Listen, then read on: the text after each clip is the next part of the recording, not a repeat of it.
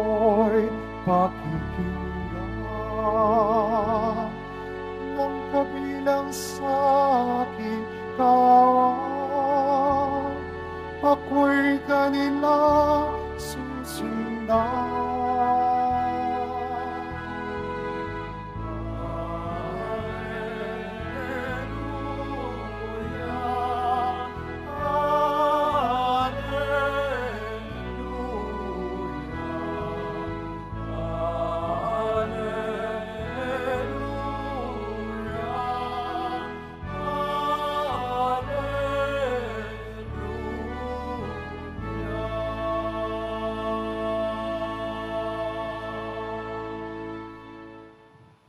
Sumainyo ang Panginoon. At sumayo rin. Ang mabuting balita ng Panginoon ayon kay San Mateo.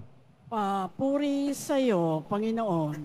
Noong panahong yon, isang araw ng pamhinga, naparaan si Jesus sa triguhan. Nagutom ang kasama niyang mga alagad, kaya't nangitil sila ng uhay at kinain ang mga butil. Na makita ito ng mga Pariseo, sinabi nila sa kanya, "Tingnan mo ang ginagawa ng iyong mga alagad. Bawal yan kung araw ng pamamahinga."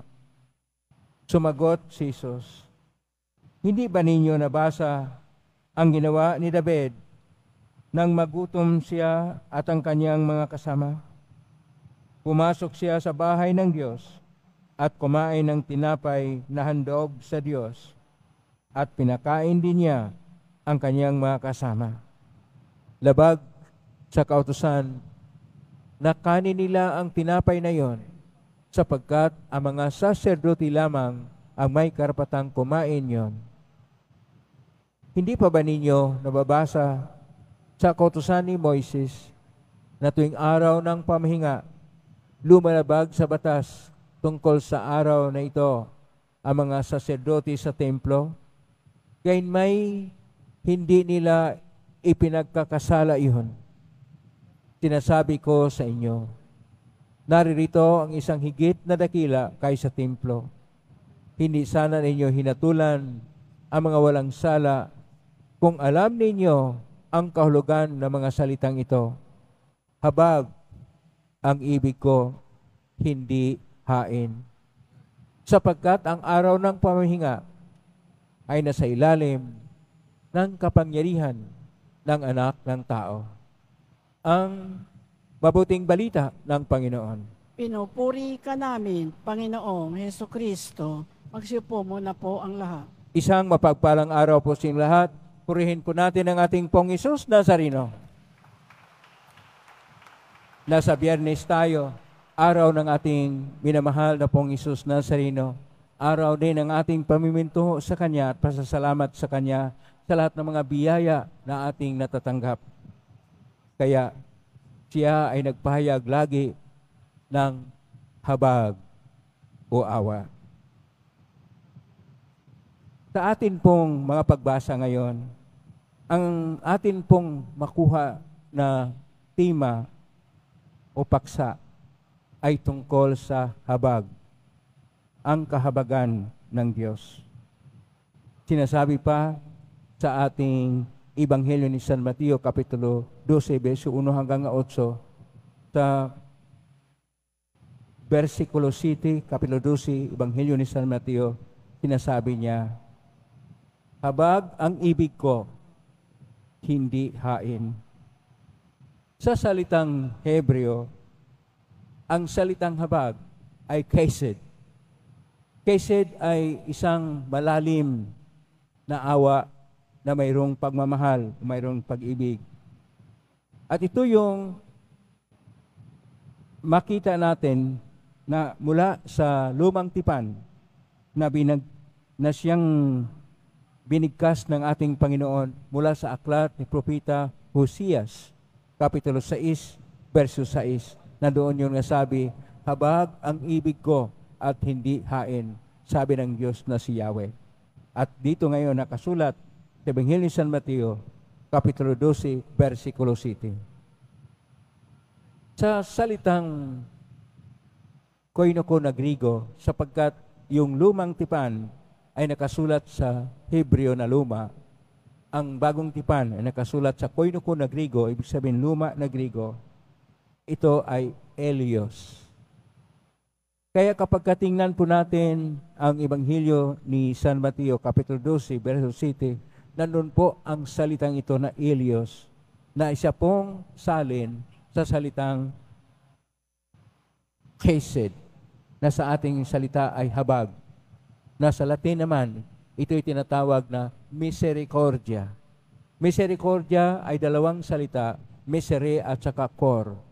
Cor, puso. Misere, kung tayo ay may habag, na parang ang ating puso ay dumadama din, nakikisama din, nakikidamay din sa kapwa nating mga naghihirap. At ang habag ng Diyos at ang awa niya ay nakita po natin sa ating unang pagbasa. Sa aklat ni Propeta Isaias, Kapitulo 38, verso 1 hanggang 22, na kung saan si Hezekias nagkasakit. Pinuntahan ni Propeta Isaias na maghanda na siya, pero siya ay nananalangin. At sa kanyang panalangin, dininig ng Diyos ang panalangin ni Haring Hezekias. At nagtanong siya kay Propeta Isaias, ano ang palatandaan na dininig ng Diyos ang kanyang panalangin? At sinasabi ni Propeta Isaias na babalikin niya ng ilang guhit ang orasan ng palasyo. At yun nga ang nangyari. Pinagaling ng ating Panginoon si Hezekias dahil sa kanyang habag. Kaya ang ating Salmo 38 na mula din sa aklat po kay Isaias, ang buhay niya ay iniligtas. At ito ay dahil sa Panginoong Diyos. Sa buhay natin, kahit mahina tayo, kahit marupok tayo, kahit masabi natin na mga makasalanan lang tayo at laging bumagsak, laging pasaway laban sa Panginoon. Pero hindi tayo iniwanan ng Diyos dahil sa kanyang habag. At dahil dito, anuman ang ating hinihingi sa Kanya, ay pakinggan pa rin niya. Anumang biyaya na ating hingin, kapag ka ito'y taos-puso na paghingi at pagdulog sa Kanya, ay Kanya pong ibigay sa atin sapagkat puspos ng habag o awa ang Diyos sa atin. Yung gusto makatanggap ng mga biyaya mula sa Diyos, pumalakpak ng malakas upang ating matanggap ang mga biyayang gusto natin sapagkat ang Diyos ay puno ng habag. Ang Diyos ay maibigin at dahil sa kadlakilang pag-ibig sa atin, hindi tayo pababayaan ng Diyos. Pakisabi sa katabi mo, may habag ang Diyos. May habag ang Diyos sa atin. Anuman ang ating ginagawa, hindi na po yan tingnan ng Diyos.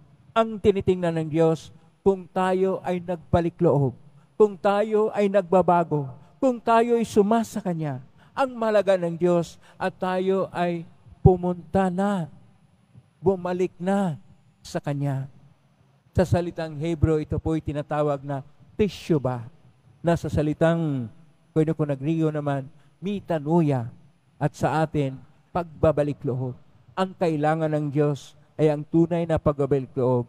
Hindi yung pagtingin-tingin kung ano yung mga estruktura at gawain. Gaya ng mga Parisiyo na sinisita yung mga kasamahan ng Panginoon ng mga apostol. Dahil sila ay nagugutom, at dahil sila nagugutom, kumitil sila ng ilang butil sa trigo at kanilang kinain.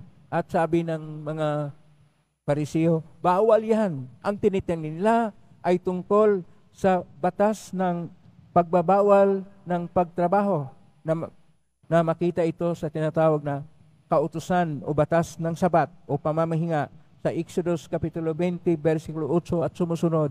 Ang sinasabi ng Panginoon ay hindi dahil kagaya ng ginawa ni Haring David na makita sa unang aklat ni Samuel, Kapitulo 2, versikulo 2 at sumusunod, na nagutom siya at ang kanyang mga kasama, pumasok siya doon sa bahay o sa templo ng Panginoong Diyos at kinain yung tinapay na alay na ang makakain doon ay mga saserdote lang, sapagkat hindi po tinitingnan kung ano yung postombre o kaya mga tinatawag na tinuturing na hindi makain. Ang mahalaga na maligtas ang tao.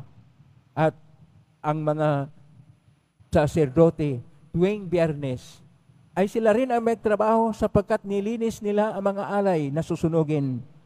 Hindi sila nagkasala sa panahon na tuwing Sabado ay nagtrabaho sila o araw ng pahinga, sapagkat para sa Diyos ang mahalaga ay ang habag at ang ating pagkilala sa Diyos na puspos ng habag. Hindi pa tayo tumitingin sa mga tradisyon. Hindi po tayo tumitingin kung anong batas na ipapairal. Ang ating tingnan kung paano tayo mapalapit sa Diyos, kung paano tayo magmahal sa Diyos, kung paano tayo lalong dumidikit sa Kanya at humuhugot ng lakas sa Kanya, sapagkat tayo'y nagmamahal din sa Kanya kahit kukunti na pagmamahal na hindi natin matumbasan man ang pag-ibig ng Diyos, ngunit sa ating pagbabalik loob, sa ating pagmamahal at paglilingkod sa Diyos, sapat na po yon, sapagkat gusto ng Diyos na tayo'y mapasa Kanya. Ang Diyos ay Diyos para sa ating lahat at gusto niya na mapasama tayo sa Kanya. Yon ang tinatawag na chesed, ang habag na may awa at may pag-ibig na dapat ating ipahayag din sa ating kapwa upang ang Diyos ay ating maipahayag sa ating kapwa-tao. At ang ating kapwa-tao na gutom na sa pagmamahal sa Diyos dahil ang kinamhalingan ngayon ay mga moderno na gadgets, mga internet, at iba pang mga kung ano-anong mga bisyo sa buhay, mga sugal, droga at iba pa, napalayo na sila sa Diyos. Kailangan nating dalhin ang Diyos sa kanila.